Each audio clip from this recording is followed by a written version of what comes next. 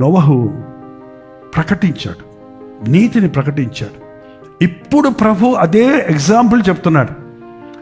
ఇప్పుడు అకస్మాత్తుగా any time ప్రభు రాకడ రావచ్చు.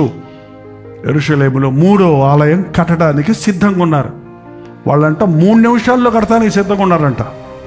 అంటే everything is prepared, only assemble చేయటమే. వాళ్ళు తలంచుకుంటే ఏదైనా చేస్తారు, అంత చురుకైన వాళ్ళు.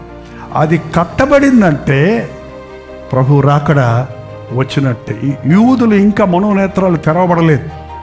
వాళ్ళు యేసు ప్రభువుని రక్షకుడిగా అంగీకరించారంటే ఇక మిగిలిన వారి గురించి ఆయన పట్టించుకోడు. వాళ్ళకి అవకాశం ఇస్తున్నాడు ఇప్పుడు. అందుకే వాళ్ళ ముఖాన్ని ముసుకేశాడంటే ఇప్పుడు. ఎందుకంటే మనం రక్షించబడాలి, సువార్త వినని వారికి వెళ్ళాలి, అన్య జాతుల వాళ్ళు రక్షించబడాలి.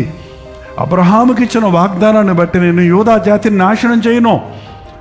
అబ్రహాముకి ఇచ్చిన వాగ్దానాన్ని బట్టి, దావీదుకి ఇచ్చిన వాగ్దానాన్ని బట్టి నీ పిల్లలు తప్పు చేస్తే నేను దండిస్తాను, శిక్షిస్తానే కానీ సౌలుకు దూరమైనట్లు నా కృప నీకు దూరం అవ్వదు. నిజంగా ఇవాళ మనం సజీవులుగా ఉన్నామంటే దేవుని కృప అండి. ఆయన కృప ద్వారానే మనం రక్షించబడ్డాం. అకస్మాత్తుగా ప్రభు రాకడ రాబోతుంది. ఆ రోజు ఓడుంది, ఈరోజు క్రీస్తున్నాడు. ఆ ఓడలోకి వెళ్ళిన వాళ్ళు సురక్షితంగా ఉన్నారు. ఇవాళ క్రీస్తులో ఉన్నవారు సురక్షితంగా ఉంటారు. ఆ రోజు జలప్రళయం ద్వారా తీర్పు తీర్చబడింది. ఈ అంచె దినాల్లో అగ్ని ద్వారా తీర్పు తీర్చబడుతుంది. అది అతి సమీపంగా ఉంది.